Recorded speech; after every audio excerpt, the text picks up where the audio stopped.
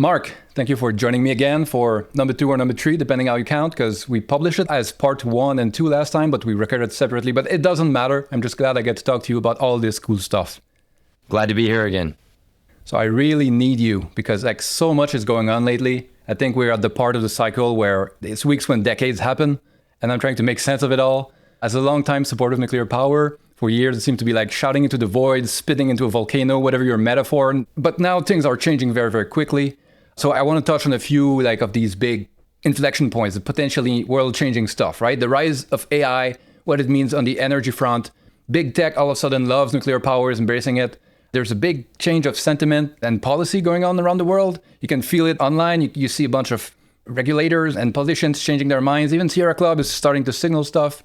Then there's all of the other grid stuff, right? That's world changing. The heat pumps, solar power and batteries. Are they just going to win because they're getting so much cheaper? EVs, we can talk about all of this, but I just want to set the stage first. Sure. Well, nuclear provides an enormous amount of steady power without carbon emissions, controlled by humans, and it does it on the existing grid, which was built to connect power plants like nuclear to the largest users of electricity, like cities and factories. So the idea that people had that you didn't need nuclear in order to do a always on grid powered by clean energy as fast as possible was always complete and total horseshit. But the fight around it was allowed to continue for a long time because the world's richest companies and the banks and financial institutions that served them were pointing in a direction that was false and was not the direction they were actually using. That is towards a 100% renewables vision. That means the academic ecosystem that responds to donors and responds to grant money. It means the ESG and financial rating systems. It means the elite NGOs in the United States and other rich countries that get hundreds of millions or billions per year from donors to push in certain directions. That entire machine across the world was pointed in the direction that the biggest tech companies claimed to be following. The problem is the tech companies were pointing in a direction that was set by their marketing teams and their internal culture, not by engineering, not by power, because it wasn't a problem yet. What happened was tech went from being able to buy a small amount of electricity at any price to needing a giant amount of electricity at any price. In both cases, they have it always on. But when they were smaller, they pretended to be using renewables because it's what their marketing team, it's what the NGO industrial complex wanted to hear. And therefore shareholders and others claim to want to hear that. So they would claim 100% renewables, but then they would put their data centers, which are, of course, expensive devices powering high margin companies, right? They would put the data centers next to dams, next to coal plants, next to gas plants, next to nuclear. And when I say next to, I mean sometimes literally, but more often just next to in a grid sense with a fat wire connecting a power plant and the data center. What happened very recently was the value of computing changed. The value of computing went up a bit as the cost of computing started to go down, and we had a feedback cycle that was super intense, super rapid. The cheaper you made computing, the more you found you could do with it. Back and forth, back and forth. What that meant is in a very short period of time, data centers went from a bit of computing and a bit of storage of data and other things like that to now needing to be our supercomputers. And the size of our biggest supercomputers went from not very big in terms of total computing to now immense because we're training, call it artificial brains. We're training artificial intelligence to do our thinking for us. And we're doing it by just an immense amount of computing and a bit of clever programming. So in a short period of time, in order to keep up with this positive feedback loop, we went from needing to make data centers of a few tens of megawatts to a few hundreds of megawatts and now gigawatts of power consumption for the most efficient and powerful computers we've ever built. I was looking this up recently. GPT-3 was trained on 1,000 GPUs, GPT-4 on 25,000 A100s, and now we have 100,000 GPU clusters, and they're talking about million GPU clusters being built. This is truly gigawatt scale, and it feels like energy will be the bottleneck way before GPUs are. So the tech companies that are finding they need this computing power have been sponsoring an entire ecosystem dedicated to claiming you didn't need baseload power. What you're seeing is the tech companies, they're so big now that they're having to eat their own energy policy cooking, and they hate the taste. They can't stand it. And so where will that power come from? Because if energy really becomes the bottleneck in the race for AI, does that mean that China has the advantage because they keep building more power plants all the time? Or in the US, will the big tech just displace other customers and make power more expensive for everybody? I'm curious about that dynamic, right? And how will politicians react to that? Because it's not going to be very popular if small players are being displaced by big tech. How do you see that playing out? Partly in thanks to big tech's promotion of the lie that they were operating on 100% renewables, there's a bunch of cities that claim to be operating on 100% renewables while being connected to local nuclear plants. Best thing for the tech companies to do is just take over those nuclear plants since the cities claim not to be using them anyway. Wouldn't that be great? They almost deserve each other, all these institutions. But here's the thing. I live in Chicago. Chicago has, let's say, 11 gigawatts of nuclear powering Northern Illinois and the city of Chicago. That powers about 11 million people. 11 gigawatts, about 11 million, give or take. Those are approximate numbers, but it's pretty close. Nobody in the city of Chicago seems to have any idea that they're actually nearly 100% nuclear powered. What's the loss of just buying up those nuclear plants for AI?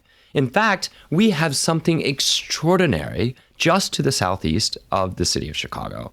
We have 3 double unit gigawatt scale nuclear plants. So 6 gigawatts of nuclear power in a tight triangle of 3 powerful 2-unit nuclear plants with extremely high reliability, 98%, 99% maybe planned uptime. That's best in the world. And of that, when you add in the refueling outages, it's about 94 to 95% capacity factor year after year after year, which means that if you simply schedule it properly and reinforce the transmission between those 3 nuclear plants, you can power a 5 gigawatt constant power supercomputers while having no more than 1 reactor offline at any given moment. It's one of the only places in the world you can do this. And here's the next thing. We hear rumors that 5 gigawatts of data centers have been approved to come to Chicagoland. Coincidence? And we hear, if you look at computing news, you have people like Sam Altman claiming we need 7 5 gigawatt computing centers. I think it's so interesting, this 5 gigawatts. It's weirdly sized perfectly for this tight little triangle of 3 nuclear plants built by Illinois ratepayers, by force. It was not a free market in electricity back then, by Illinois ratepayers in the 1970s and 80s. I wanted to break this down for you. These nuclear plants, and this is going to be entirely in 2024 dollars. So I'm inflating all costs to 2024 dollars, right? In 2024 dollars, these 3 nuclear plants cost approximately $5 or $6 billion to build in total. About $1 billion in 2024 numbers per reactor. Wow.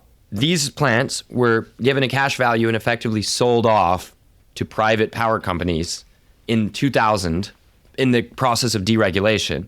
They went from being the ratepayers' plants that produced at cost, and that was bundled into the ratepayer bills, these amortized nuclear plants, right? They'd been paid off. So they were given a value of about $800 million, okay? In year 2000, $800 million for these 3 nuclear plants, that's their value.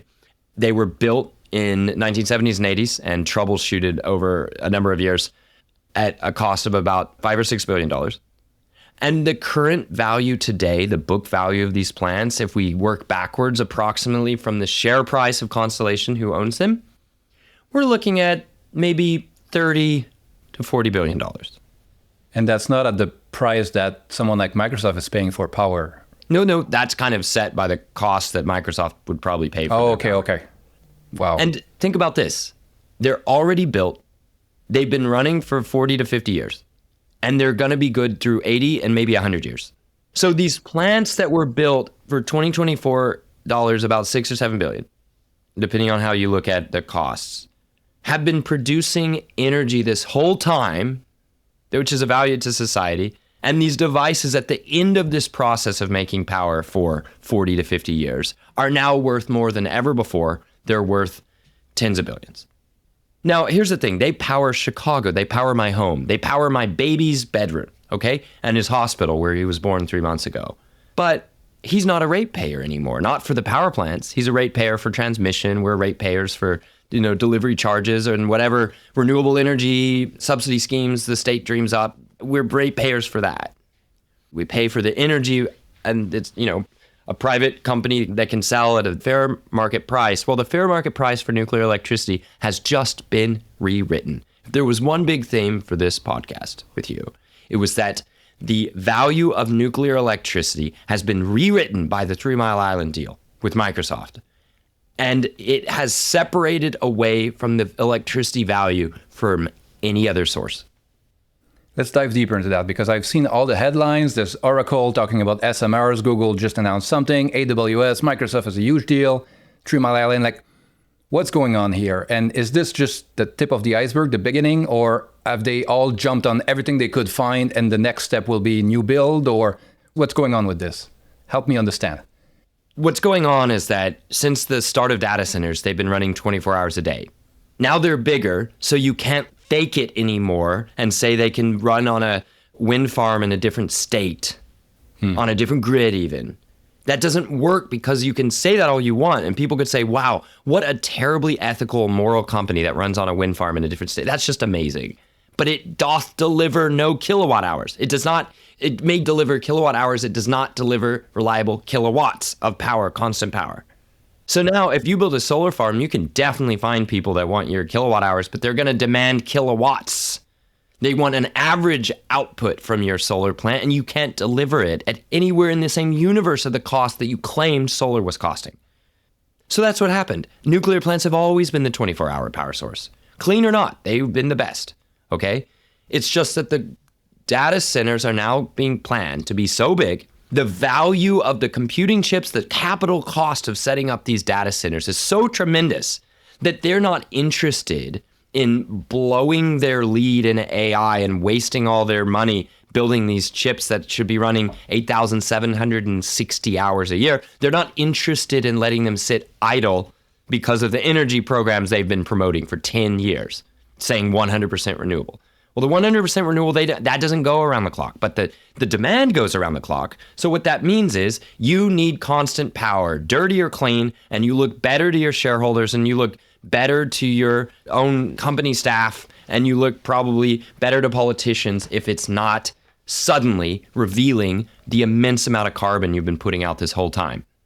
Yeah, that's the big thing. If you do an honest accounting that says this power plant sent energy to this data center in these moments, and that's what it was powered by, you would find that data centers are actually running at about similar dirtiness to the entire grid, maybe even worse, because they're needing to be located so close to such large constant power sources as coal and gas.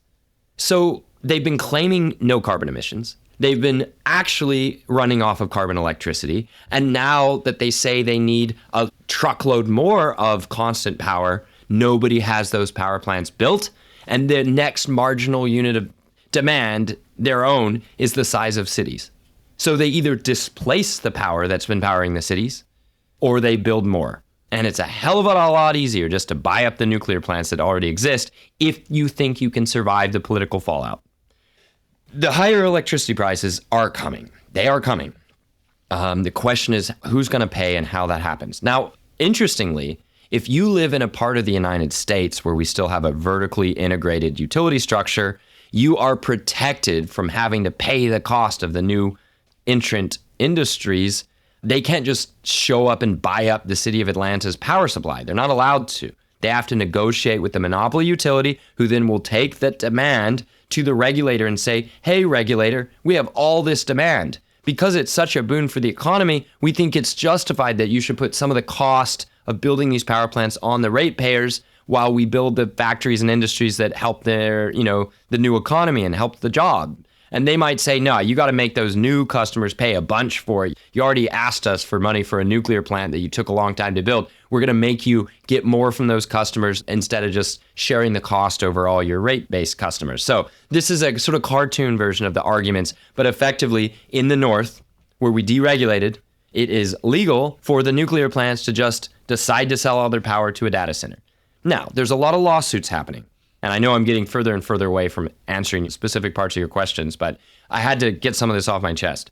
There are lawsuits starting between the old utilities that own the lines and wires and the new companies that own the power plants that used to be owned by the utilities. Right, so there's IPPs, independent power producers. These companies own power plants and put it onto the grid. The grid is assumed to be like a marketplace where any electron from any power plant can somehow find its way to any power consumer. It's always been bullshit, complete and total bullshit. That's the thing that most people don't understand. I want to double underline this because the argument that someone hearing this would say is the 100% renewable thing is, okay, maybe we don't use directly those electrons, but we add them to the grid over here, right? We build new wind farms and new solar, and it's all commodities, it's all electrons, and it balances out. Fine. Then build your data center over there at the edge of North Dakota, or build your data center in the desert of Arizona next to the solar park. Yeah, the utility is not the same, right? You can't get the constant power for anywhere near the price that you were quoted for the energy alone, but not the firm capacity from the solar farm or the wind farm. I think a lot of financial people think of the grid as a financial thing. Like you add on one side, It's a market. It's a commodity market for electrons. No, it's not. Electricity is not a commodity. It needs to balance out microsecond by microsecond everywhere, or like nobody has power, right? Every physical spot in the grid must be in balance. You cannot, where there's demand, there must be that much supply. Where there's supply, there must be that much demand. And it has to be balanced within a tiny fraction of a percent of the strength of this electromagnetic field. Do you see big tech, as they keep building these massive gigawatt scale data centers, going off grid, basically building a data center and a nuclear power plant and never connecting to the grid? Is there an advantage to that for them? Is it faster? Is it less regulation? Is this the way we're going? Until these tech companies buy utilities, I don't think they're interested in being in the specialty business, a terrible business, by the way, the specialty business of making power plants and providing their operation. The only reason they're getting closer to it is because they've found that partly under their misdirection of the economy, their misdirection for marketing purposes that claimed that they were using renewables when they weren't, right? Well, that misdirection has led it to where the grid is not prepared to move as fast as they need to move to not lose the lead on AI to either their competitors or to China. So I don't think they want to jump all the way forward into buying and owning entire power plants and local grids. So for the time being, it will work better for all parties to do what happened in the 3 Mile Island deal, in my opinion, which is that it's not that they're building a data center to take a zombie nuclear plant like 3 Mile Island back to life and make it just connect only to a data center, because the data center will need to figure out what to do during refueling outages. Right. That's 800 megawatts, which will be great to have. But Microsoft and Constellation realized it would be better for Microsoft to not be trapped alone with a nuclear plant. And the nuclear plant realized they should not be trapped alone with a single demand source for all of their nuclear power. Instead, let's think of this thing called a grid that connects large loads with large power plants. Isn't that brilliant? So we were told the grid isn't right and baseload is dead. And it turns out the grid is exactly right and baseload is back more than anyone could have ever imagined. The best nuclear power plant in the world, you still need to refuel once in a while. You need to refurbish every few decades. There are huge advantages to the grid that, as you say, like we're already discovering what a marvel it is. One of the best things our civilization has ever done.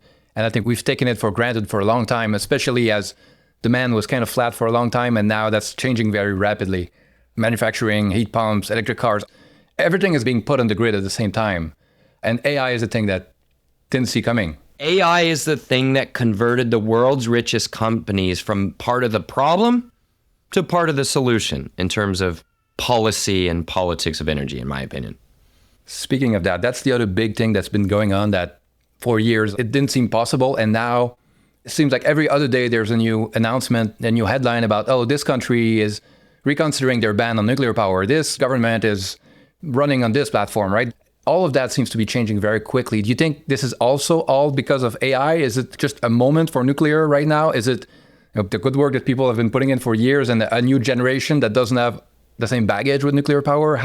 Why is this happening right now? It's absolutely AI, because the world's richest companies were the ones pointing in the wrong direction on energy, meaning any silly fool like me that was like, guys, I think baseload's not dead, or guys, I think in the future you're going to have to put electric cars and heat pumps on the grid and you're going to need more constant power. We were considered idiots, morons, Luddites, because the world's biggest companies were lying about using renewables when they were actually using baseload on the grid.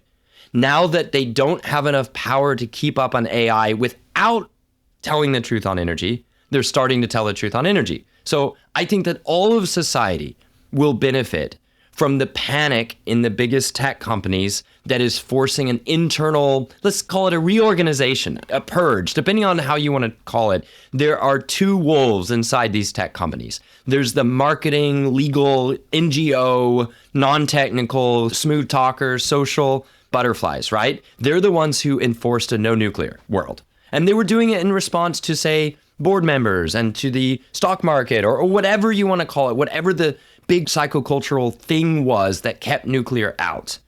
It found a home in the energy as PR side of these big tech companies. The engineering side, that was above their pay grade because they always had the power they needed. They just built the data center in Northern Virginia, got the local nuclear power, and then somebody in the marketing division would claim we're 100%, Arizona solar to power our Virginia data center. All winter nights, right? Okay, so what's happened is there's been a sudden education process for senior management at these companies, and the energy as public relations people are not being able to deliver it.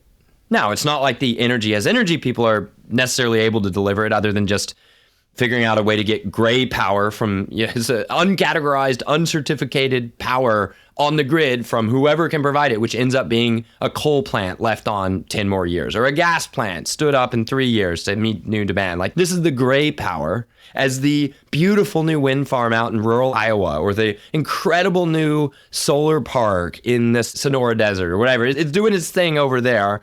But now the energy people whose job it is to deliver energy, not hot air, they're saying, sir, we don't have that power for this data center. We can't provide it. And, I'm sure they had a moment where the top people were like, well, get more from wherever we've been getting it. We've been getting, 5, 10 terawatt hours per year, and it's been 100% renewable. Isn't renewable cheap?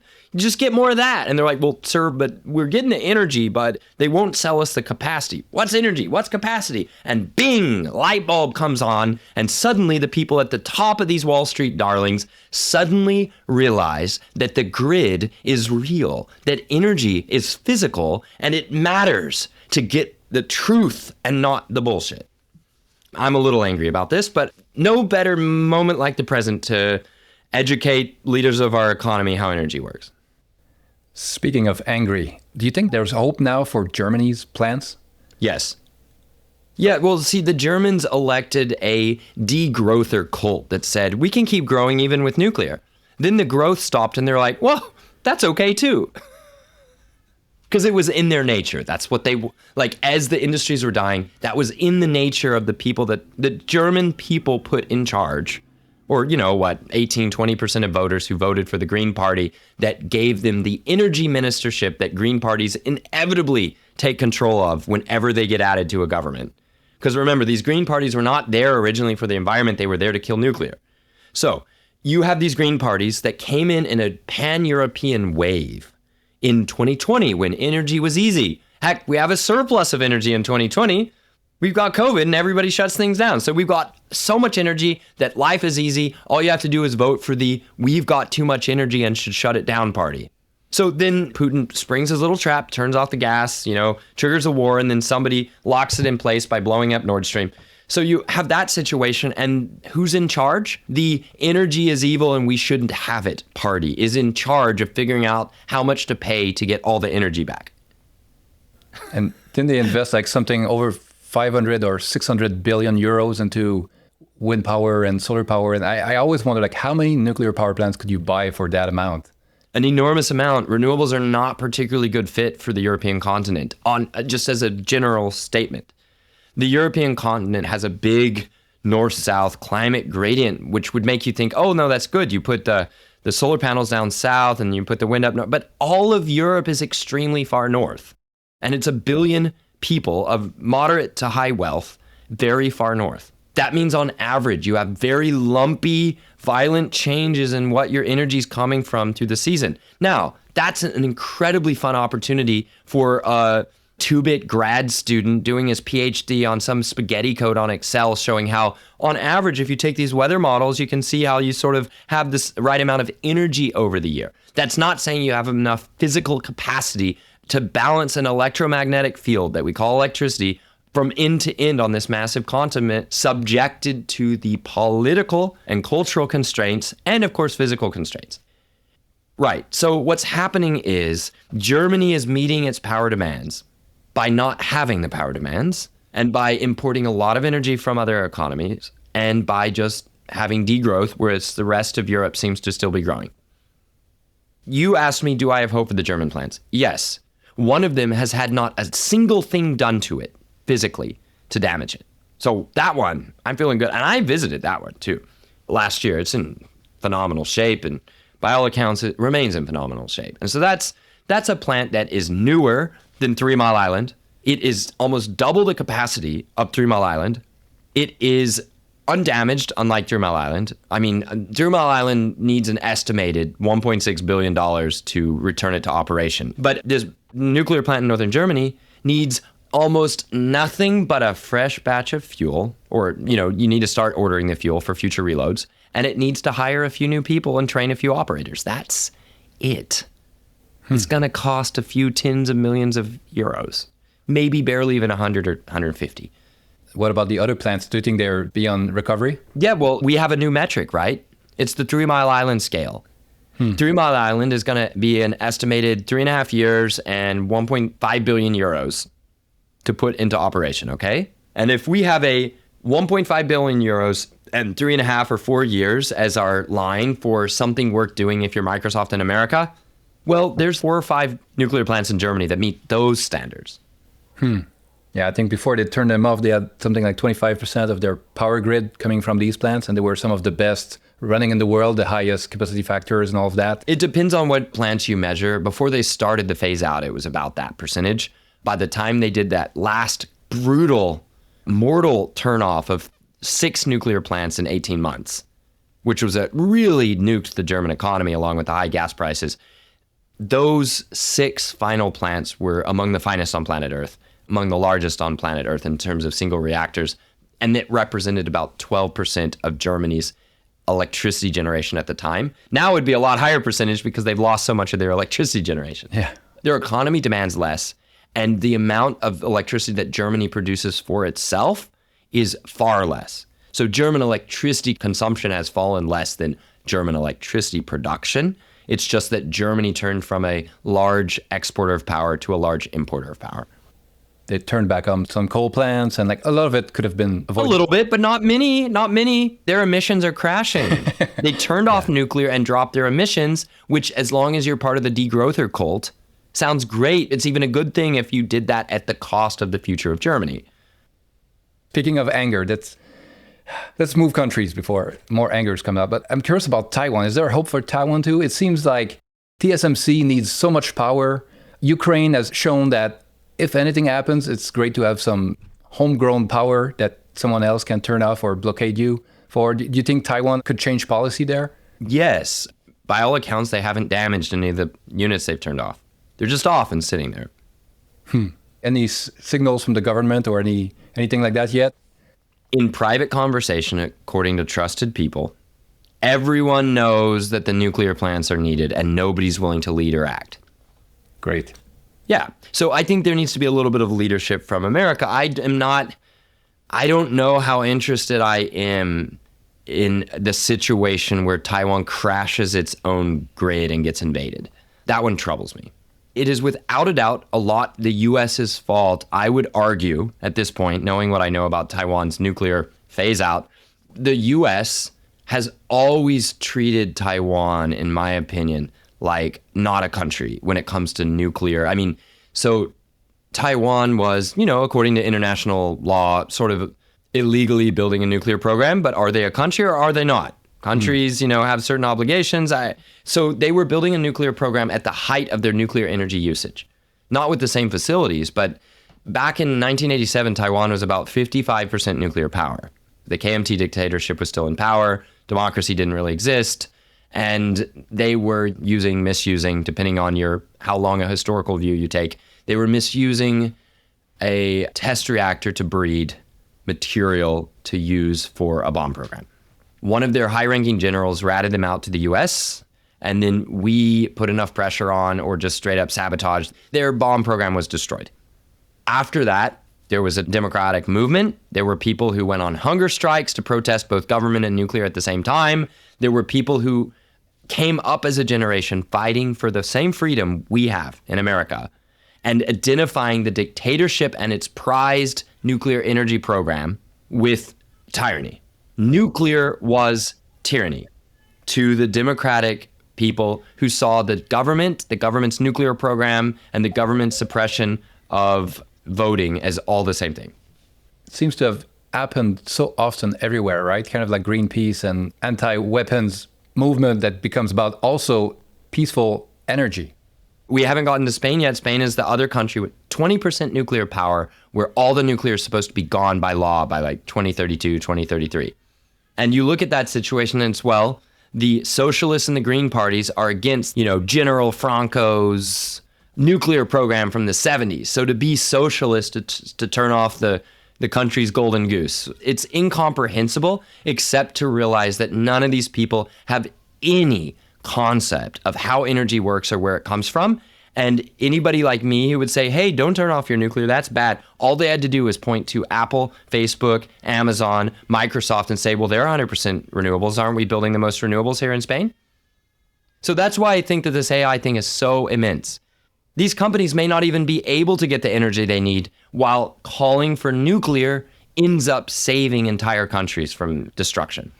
It's incredible to think of how much infrastructure planning has been done by vibes and memes, basically. Yes, and this is the thing. The tech companies are changing up their means. Now, don't get me wrong. There's still a lot of internal fighting in these companies that are like, oh, we've done nuclear now. We've checked that box. Can we get back to what we were doing before? In other words, they still don't understand why they were forced to do nuclear deals in the first place. And so there's an internal struggle going on. If you hear the way a company like Amazon talks about why they chose the reactors they do, it's all this psychobabble about like safety and meltdowns and stuff. It doesn't have any real bearing on the way we operate a nuclear plant today. But they still used it because there's still an internal fight over the vibes of nuclear. As far as I can tell, I'm not involved in the Amazon decision making. And I'm not even saying that the reactor they chose isn't a fascinating prototype to try out. Speaking of internal struggles, you posted on Twitter something about a publication by the Sierra Club that seems to kind of signal that they may be changing their mind on that. Is there any hope for any of these big NGOs that have been anti-nuclear for so long to have a change of mind, or is it baked in the DNA? It's impossible. It's not going to be coming from them anytime soon. Like the donors demand it and they're afraid of turning off the money spigot somehow, how do you see these big NGOs? I think in part because of like all these sanctions on Russian money and the concern about Chinese influence in NGOs, there's going to be a lot more possibility for change than before. It wasn't like these NGOs were fighting the Chinese or the Russian nuclear program. Don't get me wrong, but they were finding it very convenient to fight America's nuclear program and Europe's nuclear program. Yeah. So what I think we're going to see is what we've seen at groups like the NRDC, that's the Natural Resources Defense Council. The Natural Resources Defense Council emerged out of a fight to destroy the construction of a pumped storage hydro facility just north of New York City. During that fight, the people who were advocating against that pumped storage facility said, why don't you just build an equivalent amount of nuclear instead? Just make a peaking nuclear plant. But then very quickly, the anti-nuclear movement, the memeplex, took over, and Natural Resources Defense Council emerged as a very powerful organization, agenda-setting organization that was resolutely anti-nuclear and based in New York City. So it was NRDC that helped lead the fight against Diablo Canyon in California and against Indian Point Nuclear Plant in New York. Here's what happened. They got some massive donation from Jeff Bezos a few years ago. I don't think he even knew or cared about electricity or electricity policy or any of that junk. No one, these people are yacht people. They don't care about how the grid works. Not really until it's suddenly put in front of them now. But at the time, they could get $100 million for just being large enough to accept $100 million. Yeah. And they were still fighting to close nuclear plants at the time. Something happened. They lost the fight on Diablo. put up a little bit of resistance, and then finally all of their anti-nuclear people apparently have been sacked, reassigned, gotten rid of late last year. Wow. That's what I've been told. And I haven't seen anything about them about nuclear since, except for some of these organizations stop fighting nuclear plants and immediately put out articles saying, we can't let our precious nuclear power be taken by data centers. That'll increase emissions. Whereas last year they said we don't need nuclear because it's not good enough for us. And now this year they're saying it's too good. We can't just waste it on data centers. We've always been at war with Eurasia or East whatever, Asia. right? Yeah. Isn't that amazing? Okay, you ask, can these organizations change? Definitely. The result of that tweet of mine about Sierra Club, as I suspected, is that the report got taken off the website.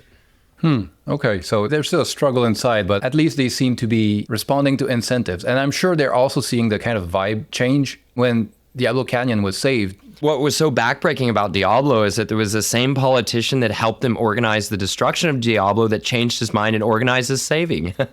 What do? It's the same guy. Or how about in France, where Macron ran for election saying, I'm going to tear down a bunch of nuclear plants, and then he ran for re-election saying, no, I'm going to build the same number. Well, I'll take it. As long as they appoint people to execute on that new vision who do a good job executing on it. That's what I think I'd watch for, and I think we're starting to see that. And then the other next step, the big thing is new build, because at some point you run out of old plans that you can refurbish. If we do this, right, how can we avoid the slow and expensive and like what everybody says about nuclear, right? Say, oh, look at Vogel, how long did it take? How much did it cost? Let's build more solar panels instead. I know we can build reactors at existing plants. That's probably like the first thing to do. If we want to do new build right, how would you think about it? What would you recommend? What are the mistakes that we've made so far in the West? Because I know China is doing pretty well. You know what? We could go into that with enough depth that I'm absolutely certain that along with some of the other topics, we should break that into a part 2. That'd be great. I'd love that. So Mark, thank you for joining me. We'll have to do a part 2 because there's still so much to talk about. But this was great as always. Before you go join Thomas, your son, if you had one thing for the listener of this to take away from this, from all this, what would it be? The vibes have shifted because the people who couldn't be bothered to pay attention to the destructiveness of their energy policies are now forced to take the lead in correcting them. Awesome. Thank you, and see you again in part 2. Thanks, Liberty. Good to join.